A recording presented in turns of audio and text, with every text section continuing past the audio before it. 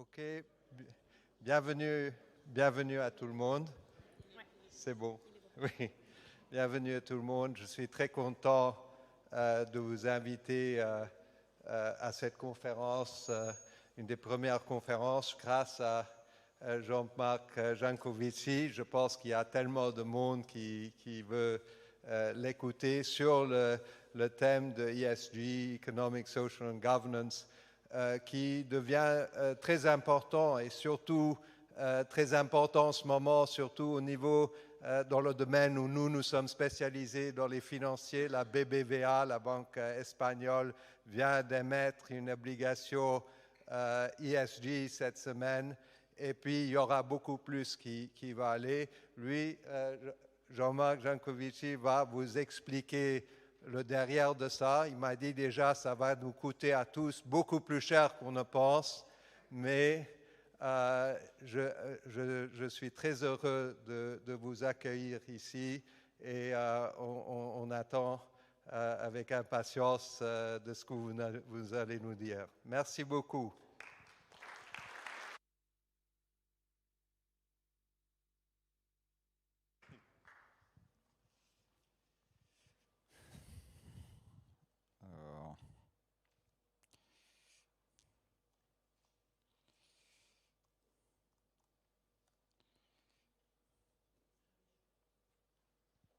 Bon, j'espère que ça fonctionne. Merveilleux. Bonsoir. Je vais répondre du tac au tac à cette introduction. J'ai publié il y a 3 jours, je crois, dans un quotidien économique français qui s'appelle Les Échos, une petite tribune dans laquelle j'explique que l'un des signes qu'on traitera correctement le problème dont je vais vous parler, c'est qu'il sortira de l'ESG. Tant qu'il reste dans l'ESG, on est sûr qu'on le traitera par-dessus la jambe, comme un truc totalement anecdotique et pas du tout à la hauteur de l'enjeu. Voilà, donc ça sera un des marqueurs du fait que le problème est pris sérieusement.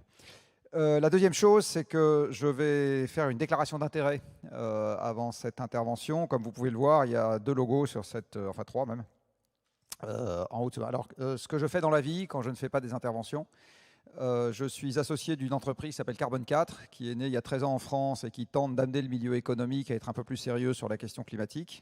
Nous connaissons des heures et des malheurs. Voilà, c'est particulièrement dur avec le monde financier, mais on y reviendra au moment des questions. La deuxième, on fait à la fois du conseil et de la data, donc on connaît bien votre univers quand on essaye de vous convaincre de nous donner un tout petit peu d'argent pour travailler. La deuxième chose que j'ai faite, c'est qu'il y a 10 ans, j'ai créé une association d'entreprises qui s'appelle The Shift Project, qui est donc un lobby, une NGO, et qui a vocation à rassembler des acteurs économiques qui considèrent que c'est leur intérêt égoïste qu'on soit plus sérieux sur la question climatique. C'est ça l'idée. Donc j'essaye de faire une collection d'intérêts égoïstes qui se disent « Non, non, moi j'ai envie. » parce que, voilà. Dans les 2 autres casquettes que j'ai, je suis professeur à Mines ParisTech, qui est un établissement d'enseignement dont j'ai envie de dire quelque chose de pas très très éloigné pour être le PFL, où j'étais ce matin, sauf que c'est plus petit, parce que ça a des promotions de 120 élèves. Et enfin, la dernière casquette un peu significative que j'ai, c'est que je suis membre d'une entité administrative qui a été créée par Macron il y a 1 an et demi. Vous savez, il crée tous les 6 mois un truc nouveau. Et alors moi, j'étais dans le truc qu'il a créé il y a 1 an et demi, qui s'appelle le Haut Conseil pour le climat. L'intérêt de cette instance, très égoïstement, c'est qu'on a accès et on a une réflexion collective sur ce qu'est en train de faire la France en matière d'engagement sur ses émissions de gaz à effet de serre. Je pense que ce qu'on raconte n'est de nul effet sur la politique qui est suivie à court terme. C'est un petit effet médiatique. Ça permet surtout de prendre un tout petit peu de temps pour se poser et regarder ce qui se passe. Donc je vais vous parler de climat et d'énergie. Et en fait, ce que je vais vous dire ce soir, si j'ai pas trop mal réussi mon coup, devrait vous faire un peu mal à la tête pour 2 raisons. D'abord parce que c'est technique et compliqué. Donc il y a plein de trucs sur lesquels je vais être obligé d'aller un peu vite. Mais je le redis, c'est technique et compliqué. C'est bourré de maths, de physique, de biologie, etc. Enfin, tout un tas de trucs qui vous font mal à la tête. Et la deuxième chose, c'est que si j'ai pas trop mal réussi mon coup aussi, vous allez vous rendre compte qu'aujourd'hui, il y a un écart absolument monstrueux entre la réalité du problème et la réalité des moyens. C'est-à-dire qu'en ce moment, on est en train d'aller droit dans le mur en klaxonnant gaiement. Normalement, vous devriez avoir ces 2 conclusions en tête.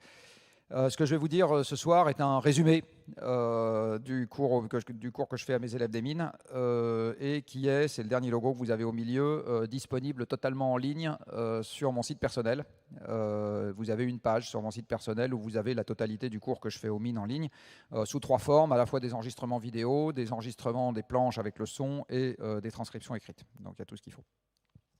Voilà, et maintenant nous allons commencer à rentrer directement dans le vif du sujet.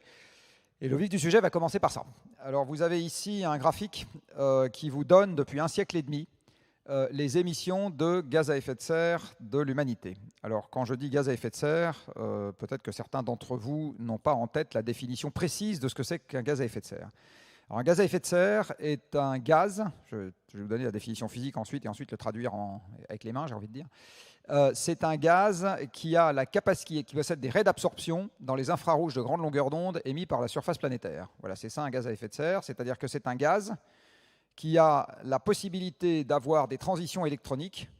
La molécule du gaz a la possibilité d'avoir des transitions électroniques exactement dans les gammes d'énergie des photons qui sont envoyés par la surface planétaire. Voilà, ça c'est la définition qui fait mal à la tête. Alors la définition qui fait un peu moins mal à la tête, c'est qu'on va dire c'est des opacifiants à l'évacuation de l'énergie de la surface planétaire sous forme de rayonnement infrarouge. C'est des opacifiants à cette évacuation. Le premier gaz à effet de serre présent dans l'atmosphère, c'est la vapeur d'eau, mais les hommes n'ont pas d'influence sur la teneur atmosphérique en vapeur d'eau, pas d'influence directe, parce que la teneur atmosphérique en vapeur d'eau dépend essentiellement de la température de l'air. Sur une planète couverte aux 2/3 d'eau, ça suffit à conditionner la quantité de vapeur d'eau qu'il y a dans l'atmosphère, parce que la Terre est une grosse machine à évaporer. Alors on l'oublie parfois parce que nous habitons assez peu sur l'océan, mais l'essentiel de la surface planétaire est couverte d'océan, et donc c'est une grosse machine à évaporer.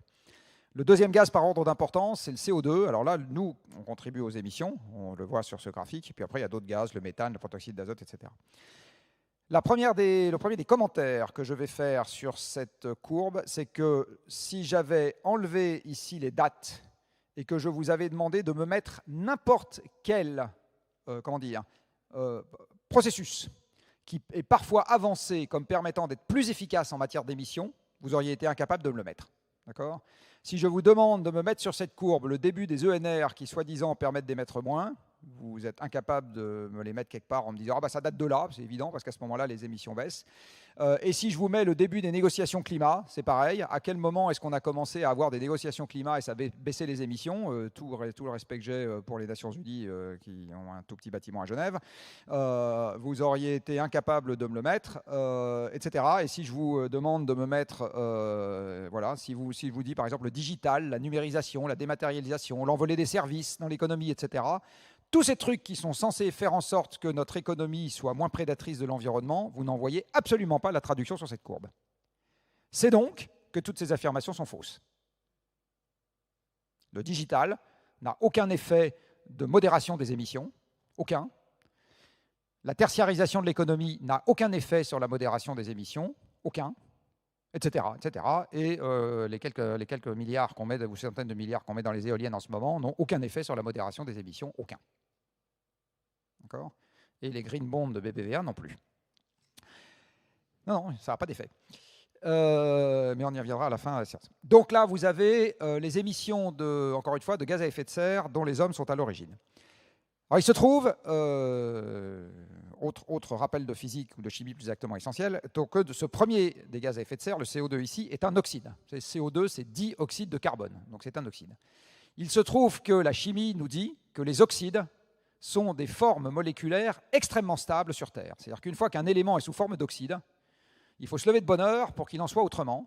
Et en fait, se lever de bonne heure, ça veut dire qu'il faut mettre de l'énergie dans le système, il faut apporter de l'énergie au système pour que l'oxygène veuille bien s'en aller. D'accord ? Donc une fois qu'un élément est sous forme d'oxyde, si vous ne touchez plus à rien, il reste sous forme d'oxyde éternellement.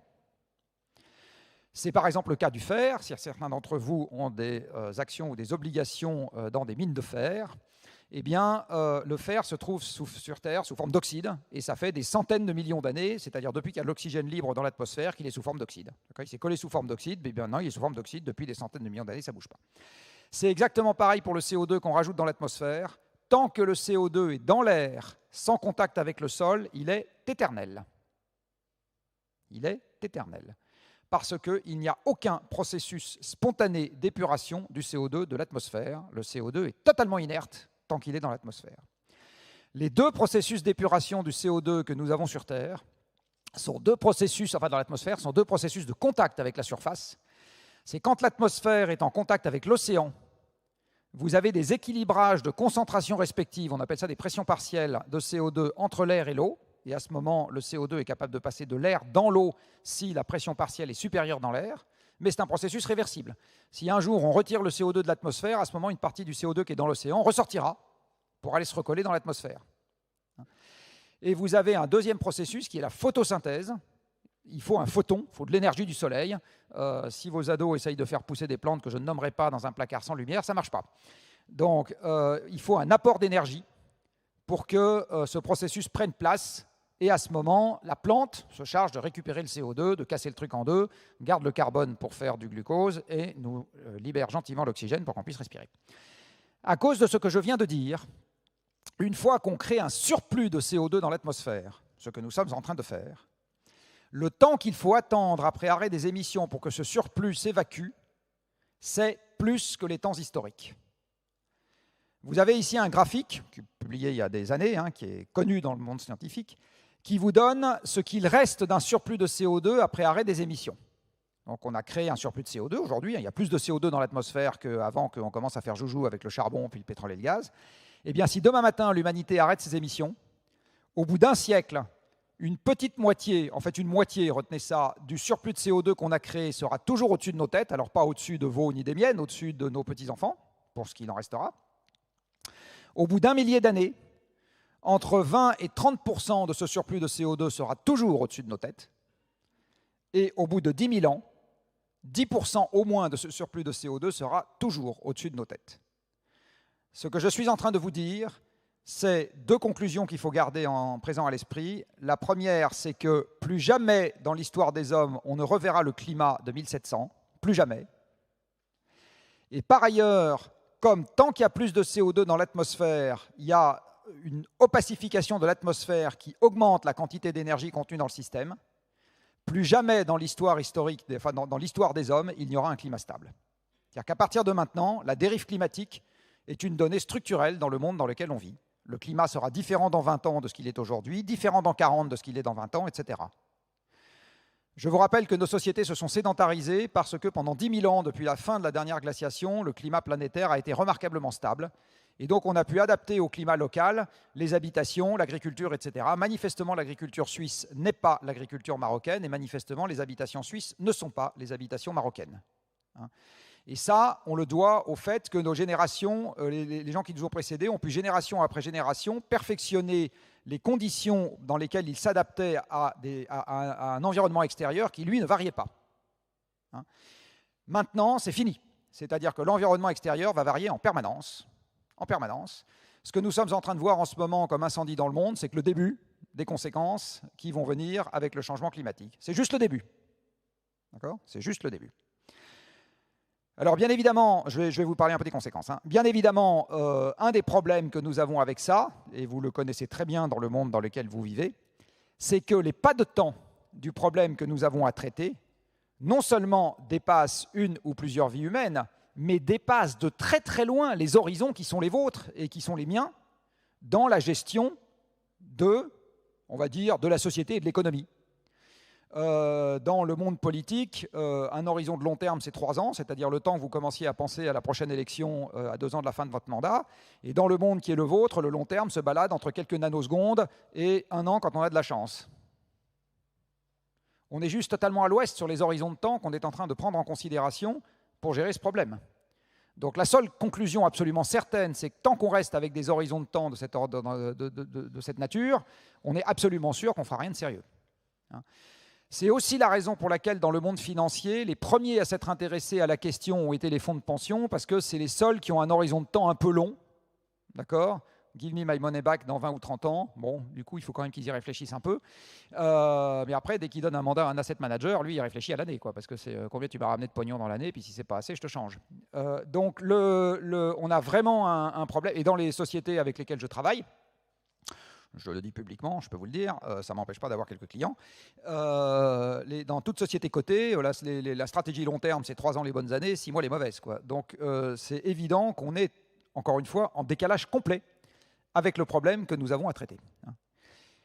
Alors cette accumulation, enfin les émissions conduisent à une accumulation de CO2 dans l'air à cause de cette très longue durée de vie. Et là, vous voyez la quantité de CO2 dans l'air mesurée en millilitres par mètre cube. On appelle ça des parties par million. Et vous voyez par exemple une expérience qu'on fait qui consiste à avoir des réunions internationales. Alors vous voyez l'effet que ça a sur la variation de la concentration. Ça ne sert à rien. Ou plus exactement, ça ne sert à rien de disruptif. Ce qui se passera dans les enceintes internationales, c'est juste d'entériner ce que les pays sont déjà prêts à faire. Jamais ces enceintes-là ne feront naître quelque chose de nouveau. Nous entérinons ce qui a déjà été décidé ailleurs.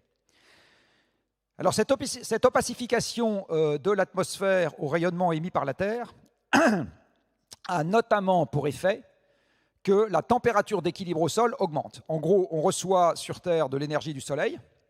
Cette énergie passe pour l'essentiel à travers l'atmosphère, puisque l'air est transparent à la lumière. C'est la raison pour laquelle j'arrive à vous voir. Sinon, s'il y avait un mur opaque à la lumière, je ne vous verrais pas bien.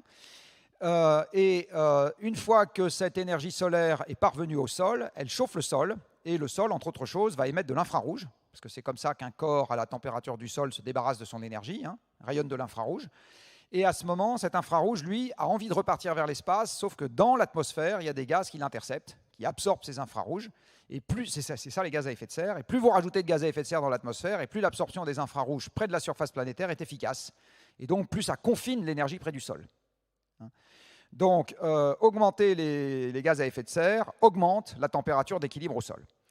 Ici, vous avez une courbe qui vous donne, par rapport à il y a un siècle, la façon dont la température est en train d'augmenter, enfin même plus d'un siècle, la façon dont la température est en train de se comporter. Alors vous voyez que jusqu'à aujourd'hui, elle a déjà augmenté. Alors on a pris 1 degré, à 1 degré, on a déjà 20 millions d'hectares qui crament en Australie, plus 20 millions d'hectares qui crament en Sibérie, plus 5 millions d'hectares qui crament en Californie, enfin non, pour le moment ils sont qu'à 3, qui crament en Californie, plus etc., juste un. Et ce que vous voyez sur ce graphique, c'est qu'en fonction des émissions que nous aurons plus tard, que je vous détaille pas parce que ce n'est pas le sujet, ce que vous voyez surtout, c'est que les 20 prochaines années sont indifférenciées, quel que soit le scénario que nous suivons en termes d'émissions, la trajectoire de température est exactement la même. Ça, c'est la conséquence de la durée de vie du CO2 dans l'atmosphère. Les 20 prochaines années sont déjà écrites du point de vue du climat, quoi que nous fassions sur les émissions. Quoi que nous fassions. Donc à partir du moment où on commence à s'agiter sur la baisse des émissions, on travaille pour dans 20 ans. On est obligé de s'y coller à un moment ou à un autre. Mais il y a 20 ans de décalage entre le moment où on commence à prendre le médicament et le moment où ça commence à avoir un effet sur la maladie. Voilà, c'est ça qu'il faut se dire. Et dans les 20 ans qui nous séparent du moment où ça commence à avoir un effet, de toute façon, les conséquences empirent. De toute façon. Alors ce décalage temporel, il est évidemment extrêmement cruel et désagréable, mais c'est un fait. Il faut l'avoir en tête. Maintenant, je vais vous parler un peu des conséquences du changement climatique et je vais commencer par une comparaison que j'aime beaucoup, que je vous montre maintenant, qui va vous donner, j'espère, un début de visualisation de avec quoi nous sommes en train de jouer. J'aime beaucoup cet exemple parce que quand on parle à nos sens, une variation de température de quelques degrés est un non-sujet absolu. La température extérieure à Genève aujourd'hui a probablement varié de plus de 10 degrés. Alors il se trouve qu'on est dans une saison où ça varie beaucoup, mais a probablement varié de plus de 10 degrés entre ce matin et cet après-midi. On ne doit pas être loin de 15. Ça vous a fait, alors pardonnez-moi l'expression, ni chaud ni froid, enfin, au sens de vous étiez vivant ce matin, vous êtes vivant cet après-midi, la température en extérieure a changé de 15 degrés, donc changer la température planétaire de 3 degrés, so what, quoi, je veux dire, c'est quand même juste pas un sujet. Bon. Alors en fait, ce qu'il faut comprendre, et c'est ça que je vais essayer de vous expliquer maintenant, c'est que une moyenne et une valeur individuelle, c'est pas du tout pareil, parce que pendant que ici c'est le jour et que la température se réchauffe, en Australie c'est la nuit et la température s'abaisse. Pendant que ici c'est l'automne et la température descend, en Australie c'est l'arrivée du printemps puis de l'été et la température monte. Alors en Australie et sur tout l'océan austral. Et en fait, la moyenne planétaire, elle varie pas du tout de 10, de 15 ou de, vous allez voir, 4 degrés tous les 4 matins.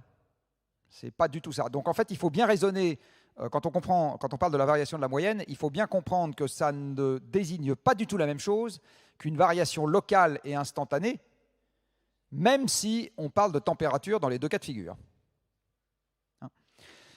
Alors, voilà à quoi ressemble l'Europe. Alors, quand je dis actuelle, c'est déjà plus actuel. C'est l'Europe, à chaque fois, il faut que je pense à changer cette légende. L'Europe de la fin du XXe siècle ressemblait à ça. C'est-à-dire que dans l'Europe de la fin du XXe siècle, vous avez des conditions climatiques qui font que si on ne coupe pas les arbres pour y mettre autre chose à la place, des champs, des routes, des écoles ou des banques, eh bien, nous avons en Europe des grosses espèces végétales qui sont capables de pousser, c'est-à-dire des arbres. Donc ça veut dire qu'il fait suffisamment humide et suffisamment doux, ni trop froid, ni trop chaud, pour que prospèrent des grosses espèces végétales. Quand nous sommes au nord, ici, il fait trop froid et trop sec pour que vous ayez ça, et quand on est à l'est, ici, il fait trop sec pour que vous ayez des arbres. Mais sinon, partout ailleurs, vous avez des arbres. Voilà l'Europe il y a 20 000 ans. Alors l'Europe il y a 20 000 ans est très différente de l'Europe d'aujourd'hui, et on se situe dans un contexte où en fait elle est beaucoup plus froide, parce que à cause du mariage à 10 tumultueux que nous avons dans le système solaire, donc vous savez que le système solaire est un mariage à 10, c'est-à-dire le Soleil plus 9 planètes, eh bien, en fait, l'orbite de la Terre n'est pas constante au cours du temps parce que nous subissons l'attraction de Jupiter et de Saturne. Et l'attraction de Jupiter et de Saturne conduit l'orbite terrestre à ne pas être constante au cours du temps, elle est déformée au cours du temps. Et cette déformation de l'orbite terrestre a notamment causé les grands cycles glaciaires interglaciaires à l'échelle de la centaine de milliers d'années sur les 3 derniers millions d'années.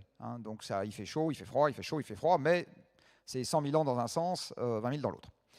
Donc il y a 20 000 ans, nous sommes au cœur de la dernière ère glaciaire. Alors il n'y a pas de financiers suisses parce que vous voyez que les Suisses sont sous la glace, là. Voilà, donc... le problème est réglé de ce côté-là. Il n'y a pas non plus le fonds souverain norvégien, puisque les Norvégiens sont sous la glace, comme vous pouvez le constater là.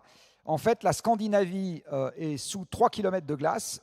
Les glaciers des Alpes ont pris une importance considérable, nous laissant, au moment où ils ont disparu, la haute vallée du Rhône. Et vous voyez également que pour les Français, la très bonne nouvelle, c'est que les Irlandais et les Écossais ont disparu du tournoi des 6 nations, qui est également un avantage considérable. Donc vous voyez que le paysage est très différent. Pour faire ce gros glaçon qui est là, et ce gros glaçon qui est là, plus le gros glaçon qui est là, plus le gros glaçon qui est posé sur le Canada, qui est totalement englacé, 3 km de glace aussi, plus le Groenland, etc., il faut de l'eau. Comme dans votre frigo, vous n'avez pas de glaçon sans eau. L'eau est venue en totalité de l'océan, parce que donc il y a eu un transfert d'eau.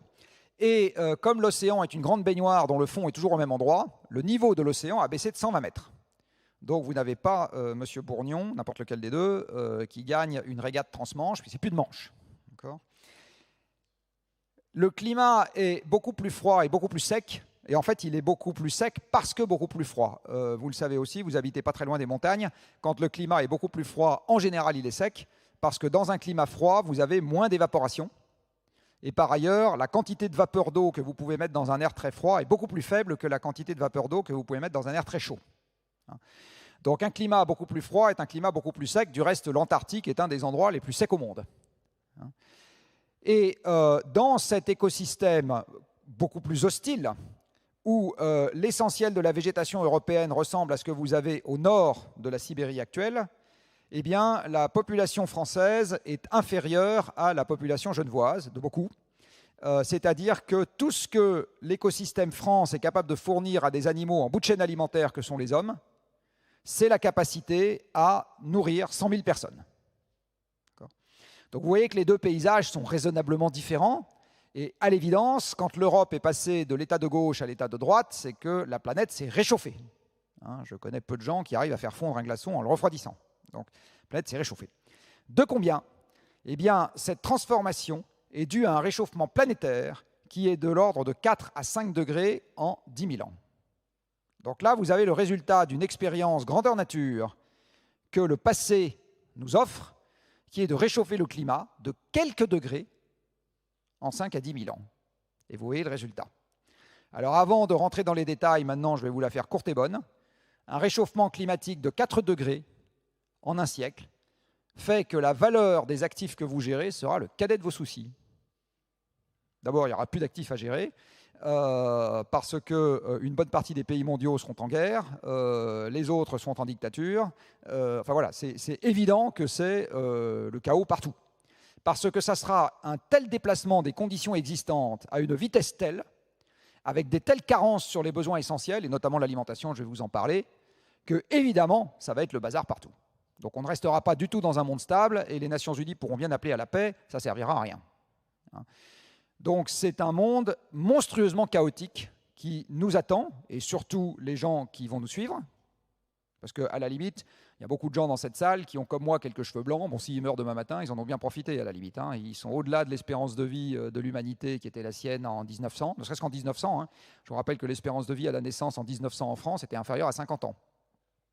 Donc tous les gens qui ont plus de 50 ans dans la salle, ils ont déjà beaucoup plus profité de la vie que l'essentiel de l'humanité qui nous a précédés.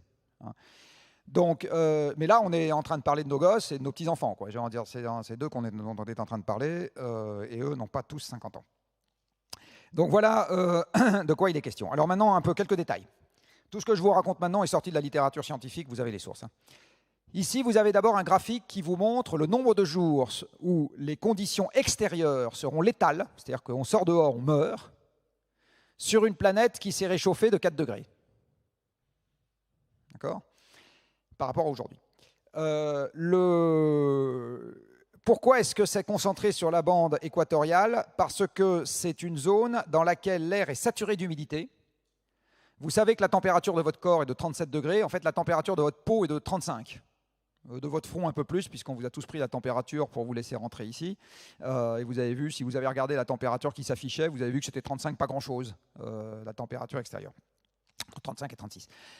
Si l'air ambiant monte à plus de 35 ou 36 degrés en étant saturé à 100% d'humidité, à ce moment, vous rentrez, vous êtes dans un environnement dans lequel votre corps ne peut plus se refroidir par déperdition thermique et il ne peut plus se refroidir par évaporation, c'est-à-dire la transpiration.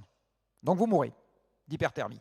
Donc vous pourrez mourir d'hypothermie si vous êtes pris sous une avalanche et qu'on ne vient pas vous chercher, déjà d'asphyxie, mais tomber dans une crevasse, vous pourrez mourir d'hypothermie, ça c'est possible. Eh bien là, c'est les endroits où on mourra d'hyperthermie. D'accord ? Parce qu'on peut juste pas se tenir dans des conditions extérieures. Et vous avez le nombre de jours par an que ça concernera. Donc il y a des endroits, par exemple ici, un tout petit peu peuplé, par exemple ici, un tout petit peu peuplé, par exemple le Nigeria, un tout petit peu peuplé, etc. Voilà. Bien évidemment, au fur et à mesure que nous irons vers des conditions de cette nature, si nous y allons, les gens qui habitent là, ils ne vont pas rester là. Ils vont aller voir ailleurs le temps qu'il fait. Alors ils ne monteront pas tous dans un avion, parce qu'à ce moment-là, il n'y aura plus d'avion. Mais enfin, de proche en proche, évidemment, ça va déclencher des troubles géopolitiques massifs. C'est absolument évident.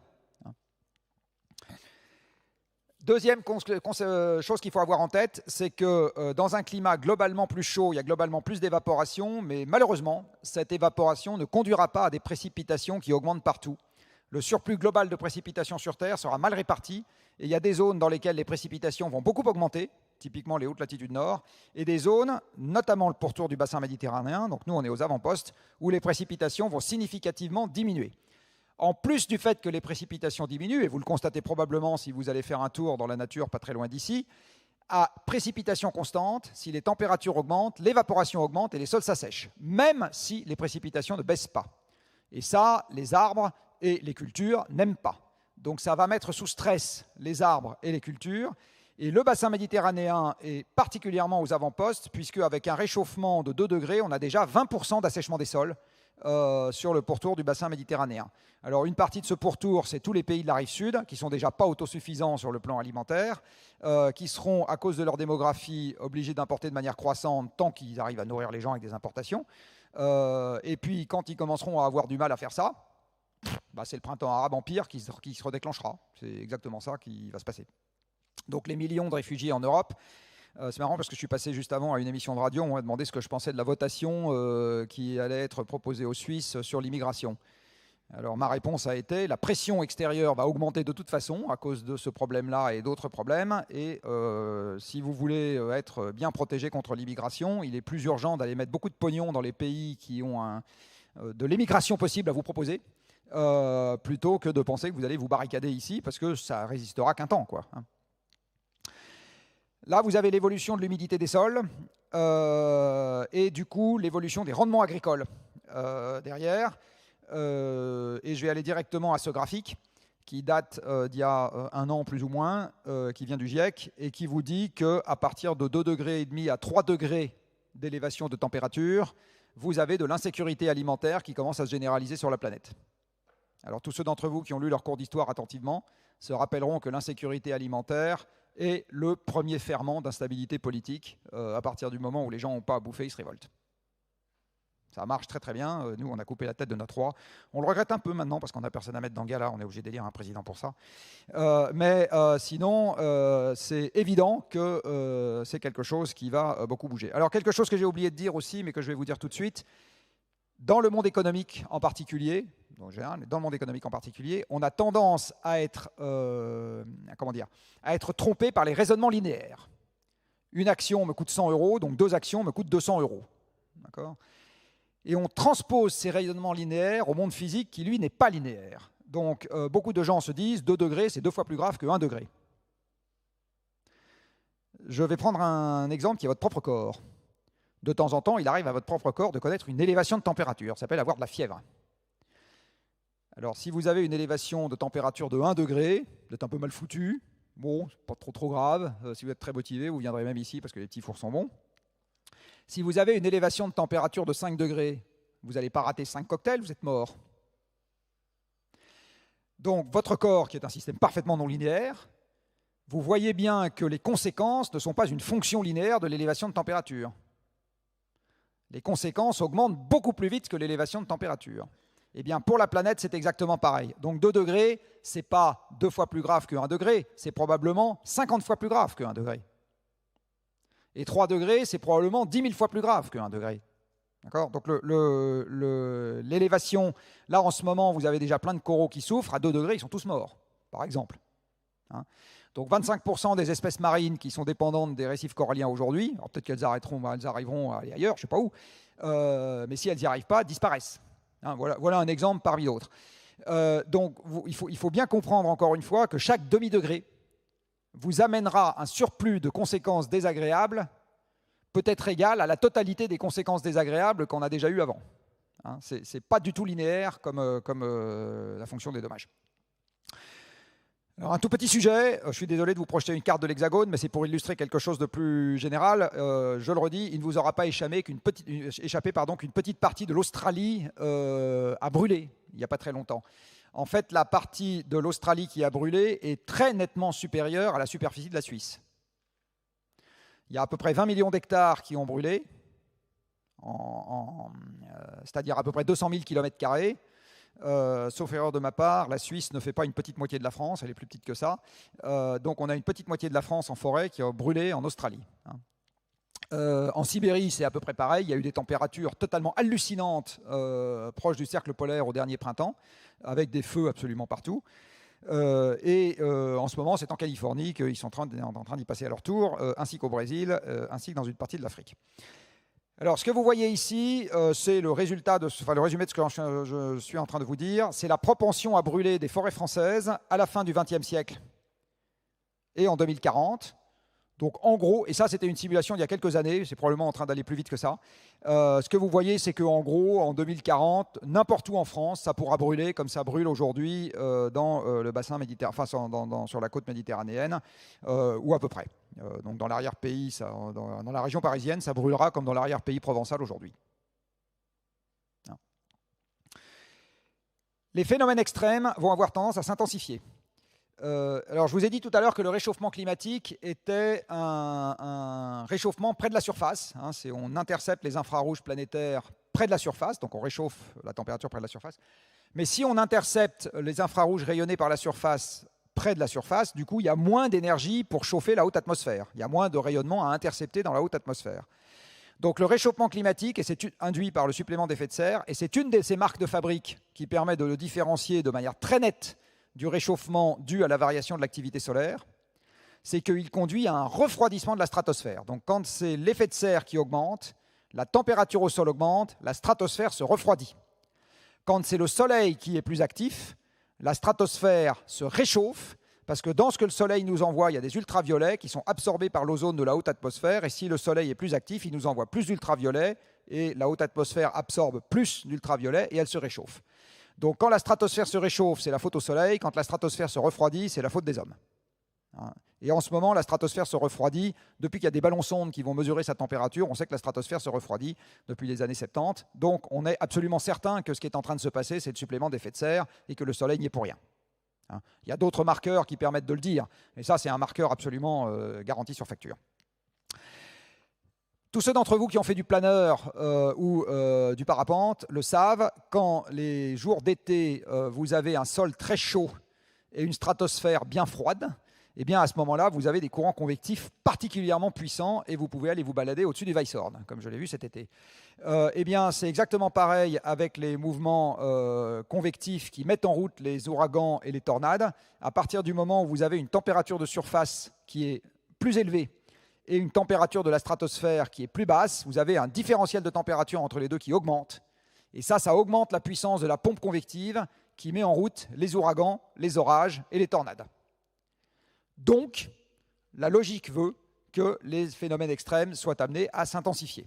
Alors, dans les phénomènes extrêmes, là, je vous parlais mais il y a aussi les vagues de sécheresse, il y a aussi les inondations, etc. Enfin, il y a tout un tas de trucs. Depuis qu'on les mesure, on constate que l'intensité a tendance à augmenter. Le Groenland a commencé à fondre. Et à partir de maintenant, il va continuer à fondre, quoi qu'on fasse. Parce que les processus la fonte du Groenland crée des tas de processus d'amplification de sa propre fonte.